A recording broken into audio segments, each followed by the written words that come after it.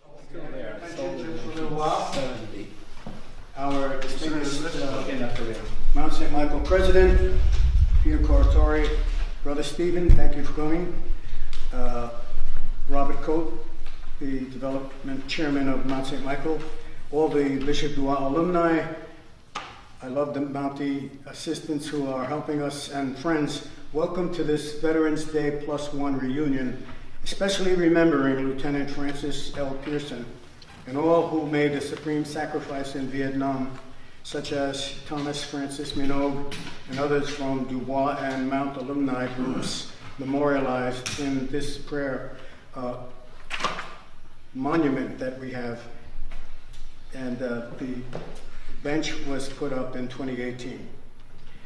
Since its inception 103 years ago in 1919, November 11th, Armistice Veterans Day, has been a day set apart for honoring the men and women who served in the armed forces of the United States of America. It is a day in which we live out the words of the Pledge of Allegiance, physically and prayerfully thanking those who served under our beloved national guidon. So let us all at this time rise and say those words which so appropriately capture the spirit of this weekend's meanings. I pledge allegiance to the flag of the United States of America and to the republic for which it stands, one nation under God, indivisible, with liberty and justice for all.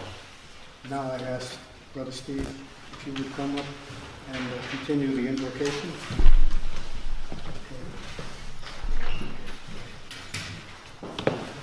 Please be seated. And good evening, everyone. Veterans Day is essentially the American Family Day because only 1% of the population comprise the present armed forces.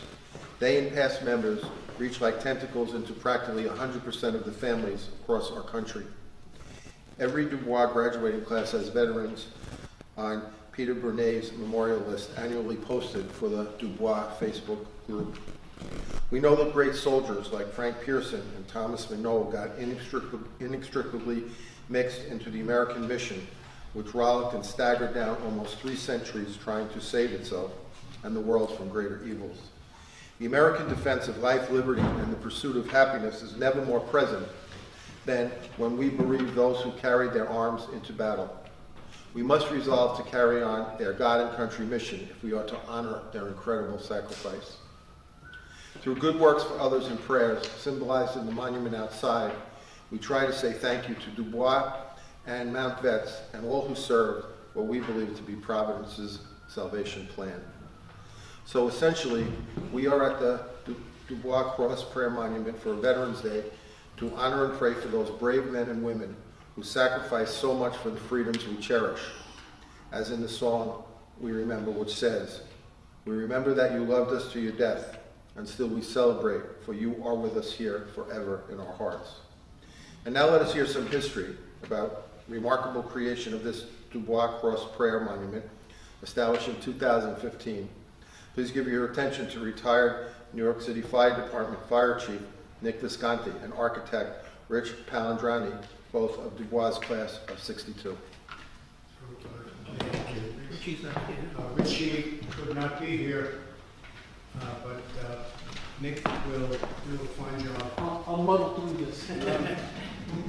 I was supposed to look at my notes from last time that we had the ceremony, and I didn't. But anyway, I did handle it. I think it was 2003? Yeah. 2003, 2004. And this is a small part of the story. The big part is finding a home for the cross. That's the big part. So back then, I got a call from Jimmy. Told me about the cross being removed from the Bishop DuBois High School. He said, "Do I know anybody who could look into it?" Fortunately, I was a battalion chief in the 16th Battalion, which is right near the old school.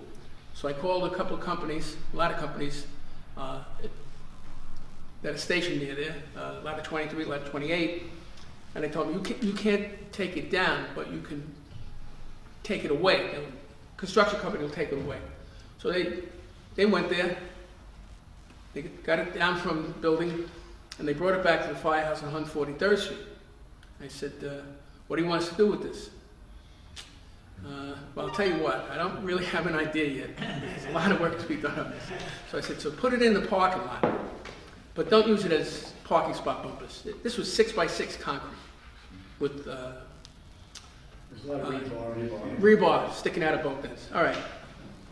So they put it in the parking lot, and a few years later, I think about 5, they said, what are you going to do with this? I said, I'm gonna ask Jimmy to look into it. So we tried, I think the brothers' residence up in Liberty. Esopus. Yeah. We tried a couple other places. Nobody was really enthused, but we got Mount St. Michael's to bring it to their maintenance shed. We put it in a maintenance shed out of the way where it wouldn't bother anybody. And the head of maintenance, I forget his name at this time, but he was very helpful. So he put it there, and I guess it was like planting a seed, because for 5 years it just sat there. Finally, we got off and started moving on this. Richie Palandrani, he's an architect, and he has a firm. And he says, I think I can figure out some way to put this up.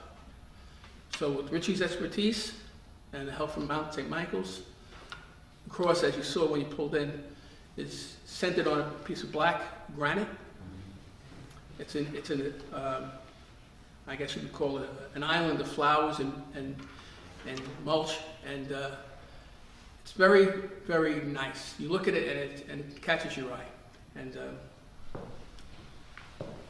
the next step was, what do we do with it? When are we going to have the inauguration? What are we going to do? And then I think about that time George came on board, and George sort of steamrolled the whole event. But it's there.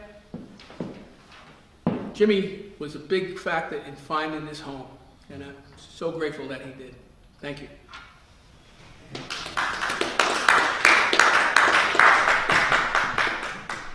a shame that Richie couldn't be here, because when I saw his rendition of what the whole thing would look like, it was outstanding. And at that time, the principal was Anthony Miserandino, and he was all for it, and we raised all the funds that were necessary to get the whole thing done.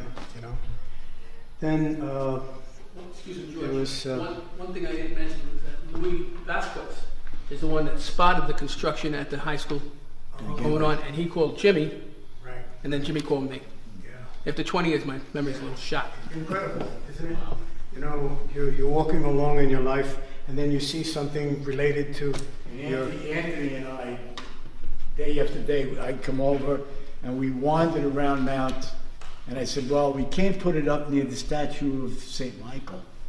But we wandered around, and finally we looked at this, boy, this would be perfect. Yeah. And that's when we decided to put it there.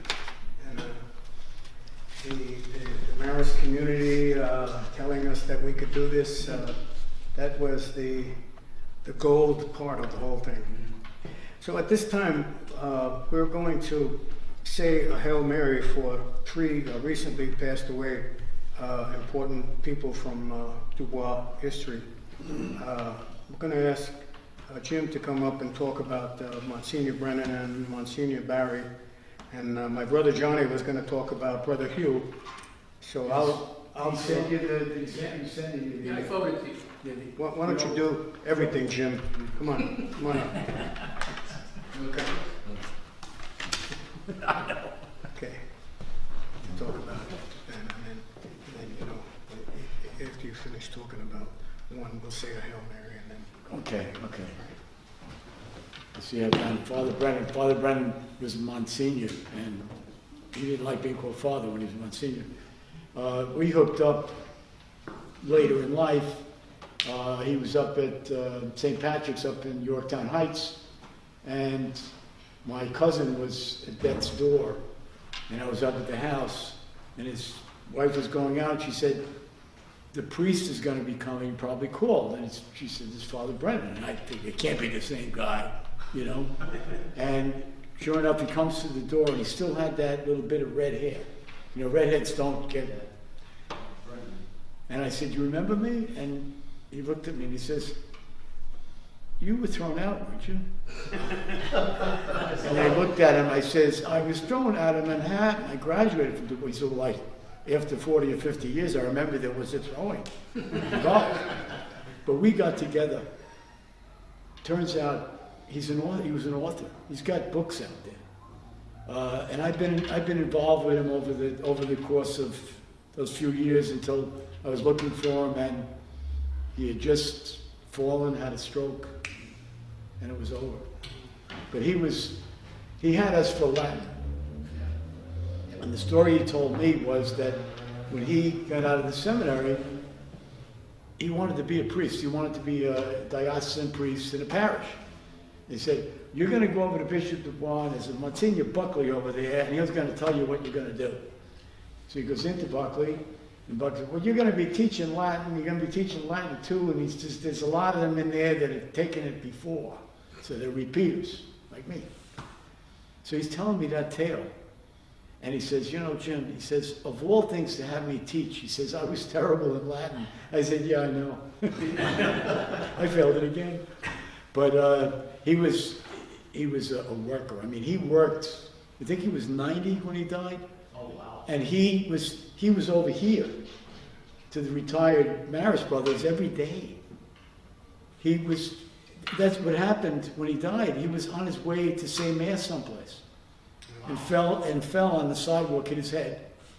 Nobody knew where he was. And they finally found him in Westchester Hospital, and it was moments later, another Monsignor Barry, not Pat Barry, who was a good friend of mine. He's the one that called me and told me, well, you know, he hit the skids, he's done, you know. And we had a big funeral up in St. Patrick's in Yorktown Heights for him. And then for this, we were hoping, well, maybe we'll get Pat Barry. He died a week ago. You know, it's like it was, we were getting hammered no matter what we did. But he was somebody that, I think we had him for religion, right? Did we, Jerry? Do you remember? He was Was it religion or English or? English. he was really English? Okay. Monsignor Barrish. Yeah, English. But he was English. Yeah. not to tell stories out of school, but Monsignor Barry, he also did the funeral for John Harvey, who was in our class. Oh. And John and Monsignor Barry and myself, I helped him out at the funeral. He had a problem with his leg at that time. But we were in a club that, you know, remains anonymous. But that's how I knew him later in life. And he was great. I mean, he was a dynamite guy. And he was living over in Riverdale at the priest residence. And he just went down here, he was 92. Yeah. Not bad to get to 92. And then on top of that, then you had Hugh Turley, brother Alphonsus. And I remember, as you remarked, when we were down at Richie's restaurant down in the village, he came in with, is it Pauline or Paula? They came in for this dinner, and he was sitting there, and he was sitting across from me. And I remarked to him, I says, man, I says, you aged better than we did. He says, Jim, how old were you when I had you? 16, 17? I said, yeah. He says, I was 21. He says, I just got out of college. But you're thinking somebody's in front of you, they've got to be 50, right? Which experience that I have to this day. But he was my two best subjects in high school were biology and chemistry. He was a magnificent teacher. I mean, I think I got a 92 in the biology regions, and I was finished in no time. And it was all because of him. And chemistry, the same thing. Senior year, got to physics, and Brother Thomas Riley, he was here. He had a good reach. So Brother Thomas. yeah. I didn't make it. I don't think I took the physics region. I think I walked out. But he was a tough character. And he was up here. And I was teaching in Talentine. And I meet him. Oh, how you doing? And I automatically was going to shake hands with him, but I automatically stepped back because I knew his reach. I had seen his reach, you know. But, you know, they gave up so much. These brothers, the priests, they gave up so much for us yahoos, you know, in their lives. I guess being that Monsignor Barry was the most recent to die, we say Hail Mary for him first? Well, let's say a Hail Mary for all three. For all three of them? Okay. Hail Mary, The Lord is with thee. Blessed art thou among women, and blessed is the fruit of thy womb, Jesus.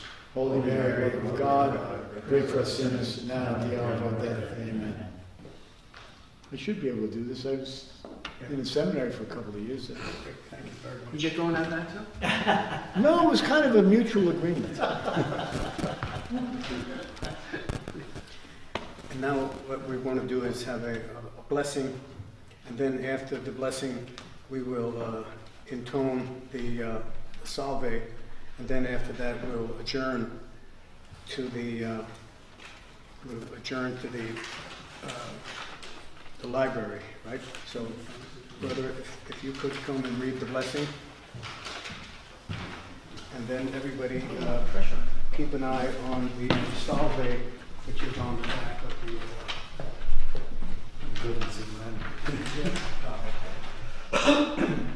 Before we leave this chapel and adjourn to the library, let us ask the Lord to bless all here present and watchfully guide the DuBois and Mount St. Michael efforts to serve and praise Him through fundraising endeavors for the fine young students of this 95-year-old academy.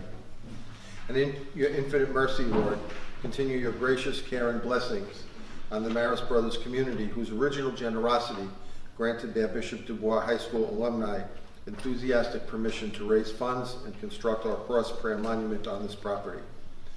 May the prayers for the Marist Brothers abound, and may the good works of their worldwide alumni bring greater glory and power to the Creator, now and forever. Amen. Amen. We'll try the salve, see how many people remember it. Didn't I tell you I feel?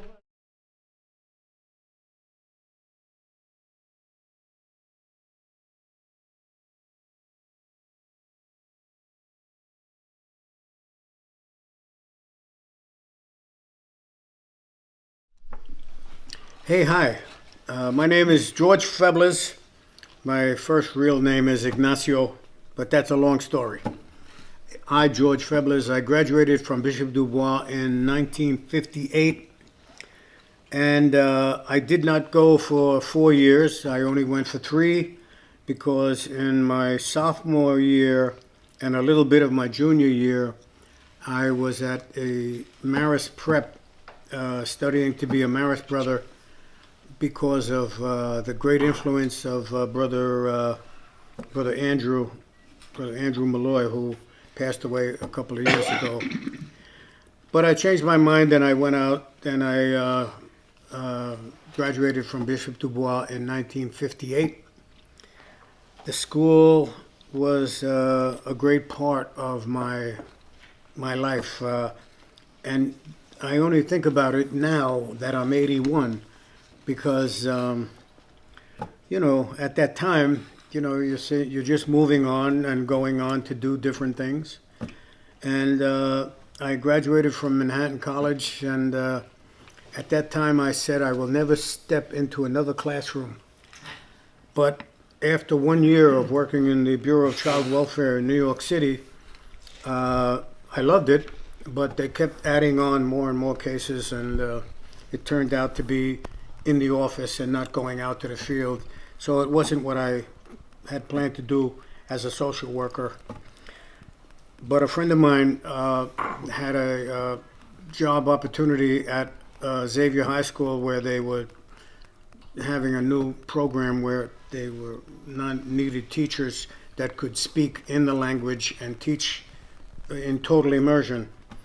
So I thought, I'll give it a try for 1 year.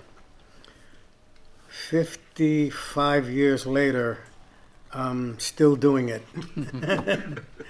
I got to love teaching and love coaching.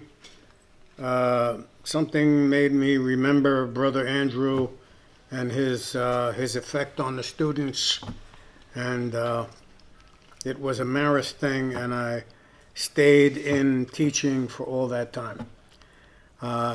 I have 5 children. 4 out of the 5 are educators. I didn't want them to be educators, but they gravitated toward that. I didn't want them to be track coaches, but my own son, who is the head coach at Fordham Prep, hired me to be an assistant coach. And when I meet up with former brother friends of mine, I say to them, what would I have been doing as a brother? I would have been teaching, I would have been coaching, I would have been doing the things that I love to do, that God wanted me to do. And my life is very, very content and happy because of my life in Bishop DuBois High School. So I thank the brothers, and I'm so happy that we are all part of the DuBois Cross Prayer Monument. Thank you.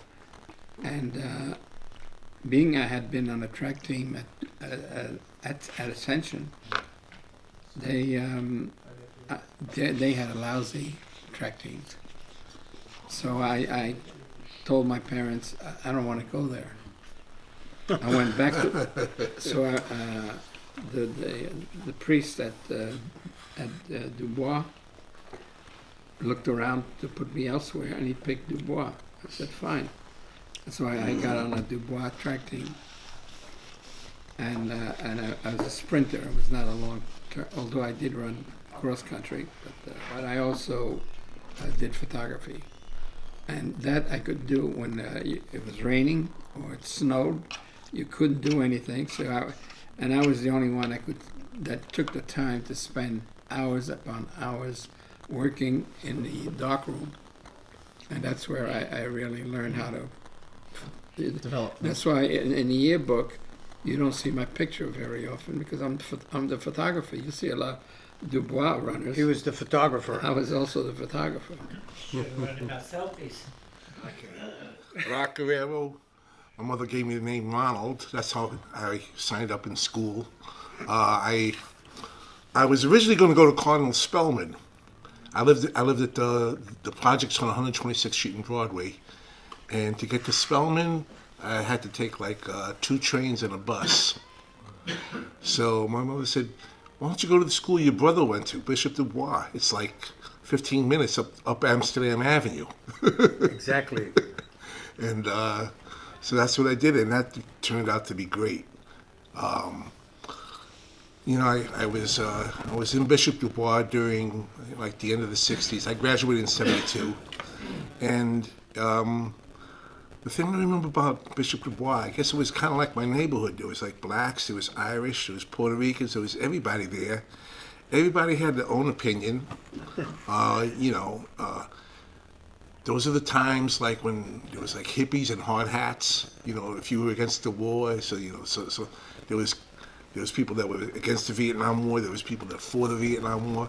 Nobody ever got nasty with each other. Everybody expressed their opinion, and there was no violent hatred of anybody. Everybody got along great, and no matter what your opinion was, and that's what I always remember about that, and probably why I cherish my memories of Bishop DuBois so much, because it was that type of atmosphere. And the teachers were great, and they were firm in their discipline, but they weren't brutal. I talked to other friends of mine that went to different schools, and they had brutal stories of how the teachers treated them for any infraction. So that's another thing. They weren't pushovers. They were far from pushovers at DuBois either. But they were firm, but they weren't. They were fair too. I always felt they were fair. And I guess the highlight of my DuBois career was the final assembly, and he played at that. Franco over there. We had an assembly. We put together a big band, congas and horns, and we played like 3 or 4 numbers, and people remember that to this day. Yeah. Rock. I always remember when you did that big jam at the end. Yeah. My name is Frank Reyes, and I graduated from Bishop DuBois in 1973. DuBois was fabulous for me. One thing in particular, what I want to say to illustrate the type of faculty and support we had there was after I graduated from DuBois, I went to Lehman College. Unfortunately, I didn't do too well there, even though I was a great student at DuBois, because there were girls there and other activities that you can do. Basically, I wound up not lasting too long at Lehman College, and after a couple of years, I got married and had a child, and I wanted to go back to school. So what I decided to do is I wanted to go to a school that was not a school like Lehman, and I decided that I wanted to go to Fordham University, which I wound up going. One of the things that helped me was I went back to DuBois. After 2 years after graduating, I went to see Father Driscoll, who was a counselor there. And I said to Father Driscoll, I need some help. I want to get into Fordham. This is what happened. And he welcomed me with open arms. He said, whatever you need, I'm here for you. I filled out the applications. I'm sure that he probably sent a letter of recommendation, probably made some phone calls. And not to separate him from all the other faculty members who were there, Mr. Garvey and countless number of other faculty members, but Father Driscoll and Bishop DuBois will always be in my heart, because 2 years after that, Father Driscoll still welcomed me and gave me the assistance that I needed, and I went to Fordham University, graduated from there. My wife went to Fordham University thereafter. Although there was comments on it, I wound up going to Rutgers School of Law, became an attorney, and I just recently retired, so I'm now a retired attorney, but I owe a lot to Bishop DuBois, and thank you, Bishop DuBois. Okay, I graduated in Bishop DuBois in 1962, and I'd like to start this off by saying there was a song that came in the 70s or maybe the early 80s. The children of the world. Jesus loves the children of the world. All right? Whether they're yellow, black, or white, Jesus loves the children of the world. And that's the thing about Catholic education. When I went to Catholic grammar school, when I went to Catholic high school, when I went to Catholic college, we never thought about people's nationalities or backgrounds. We looked at each other as individuals. We accepted each other as individuals, and we kind of graded or looked at the deficiencies and the pluses and the minuses of a person, not based on their nationality or their creed or anything else, but about the person. And I think that Bishop DuBois, Catholic high school, Catholic education, talks to us about Jesus Christ, which we don't focus enough on, who is a Jew, who was a revolting Jew who established the Catholic Church and our principles of and I want to use the word love, but it has like 15 different meanings. The love of your wife, the love of your daughter, the love of your dog, the love of your job are all different. So Catholic education teaches us those things. They teach us values. They teach us to deal with each other as people. And that's the thing that DuBois, I could go into teachers and I could go into all the rest of it, but I think the premise behind the whole thing is that I learned to deal, and I grew up as a kid in the South Bronx who, when I see a person who's black or Hispanic, it doesn't matter. I look that person in the eye, and that's what our schooling taught us, and that's what I think our society today needs so desperately. It's so bad. We're fighting each other. We can't agree because we're just on different levels, and we got to get back to We're all people. Let's deal with each other as people. Let's go back to our Christian values, the values of Jesus Christ, all right? The values that DuBois taught us. And that's why DuBois was a great experience for me. It was a small school, but we who were graduates of DuBois, we realized that we were all bright kids. We weren't rich, but we had family values. We had work values, and the school encouraged those kind of values that today they're not looked at. Values have been thrown aside, and we need to get back. We need to get back to that education of values, that people who do wrong, maybe they shouldn't be killed, but they need to pay for their sins, because our teaching is that we're responsible for our actions. And that's what DuBois, that's what Catholic education talks about, our responsibility. And I'll leave it with that. I think it was a great experience for me. It caused me to be successful in my own, I feel I'm a success, and I don't look at other people's values. But so we're happy. We've raised a family, and our family is united and working and functional. And I think in today's society, that's a great thing. And that's what we should be looking for in education. Thank you. Last year, I was in the band. I played bugle in the band. Monsignor Brennan was the director of the band. I actually got along with Walling too. Yeah.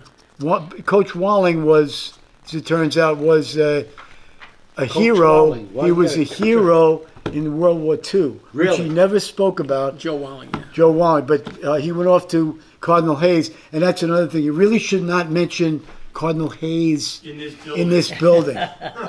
You know, I had guys that worked for me when I was the Commissioner of Transportation. Big game coming They up. went to Cardinal Hayes, and I had to come up here. I had to do Murdoch. I had to pave Murdoch, right?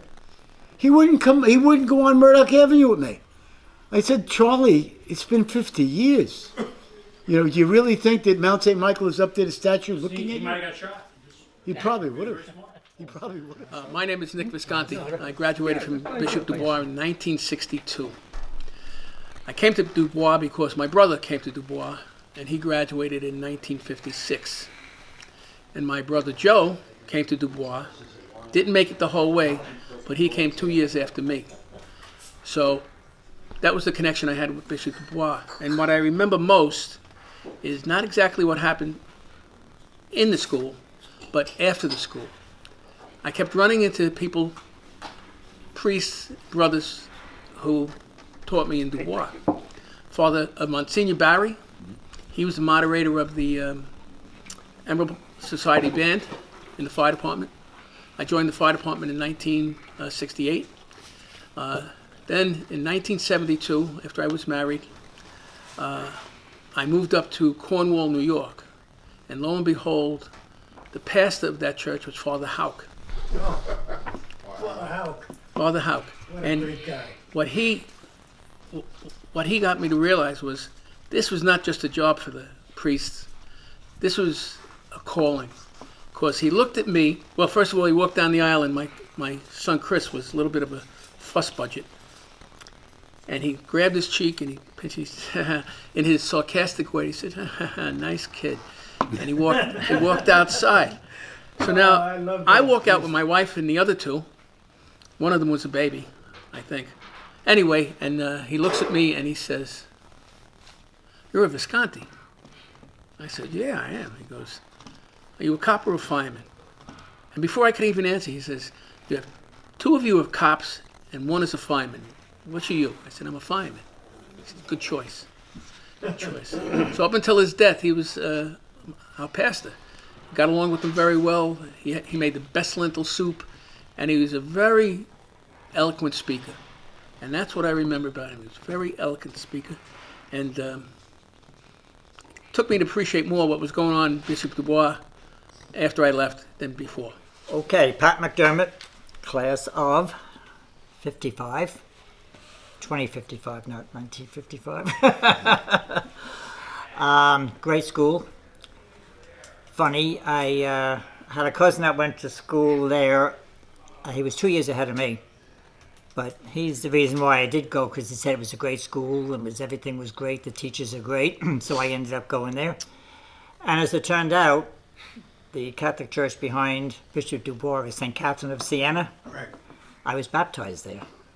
Yeah, didn't realize it at that point if I was there. Remember. Because then we had moved to Highbridge in the Bronx, which is near Yankee Stadium. And it started off a little sad. My mom had passed July, and I started school in DuBois in September. So it was a little bit icky, in the beginning there, but the teachers were great. Everyone was helpful. I did great. Everything was fine and dandy. And that, I think the teachers were so good that I think it helped, because I went to work right after I graduated, about after the summer in September '55 at MetLife. I was there for 40 years. And I only left because they were moving up to Hartford, Connecticut. But then I ended up working for the Social Security office in White Plains in the appeals portion where people got turned down. Very interesting, but it was like I worked for myself, so it was an easy job and it was sort of a part-time job, but it was great. In between, I think the school also helped as we got older and working. The discipline, I think, was good because then I went into the service. I was in the Army for 2 years. Most of the time I was in Fort Bragg and Fort Sam Houston and San Antonio. Right after that, I got married, 5 children, 8 grandchildren, all doing great, thank goodness.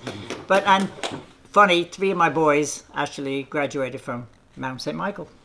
Hey. So there's a nice connection there. Yeah. So, which is also great. So it all turned out very nice, and this was great. I really enjoyed it. I think everything turned out well. So I also, not going to say any more, because if you notice in the book where they have, they want to be the most successful and the one to be, I'm in there was 2 people for most bashful, so I'm not going to talk anymore.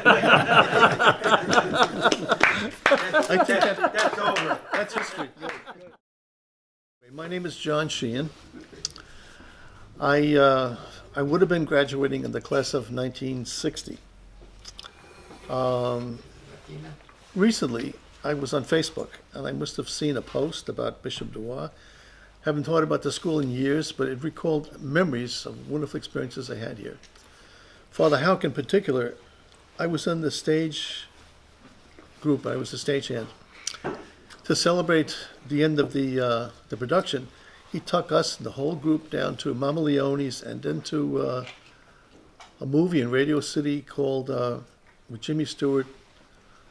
It's an airplane movie. It was wonderful. What an experience. It was probably the first time I was ever at a restaurant, and I was enthralled with Mama Leone's in the city. It's incredible. And that's why I'm here. Brought back wonderful memories of Bishop DuBois. The school did everything right. The kids that were with me were wonderful people. And it was a great experience, and I treasure it. Great.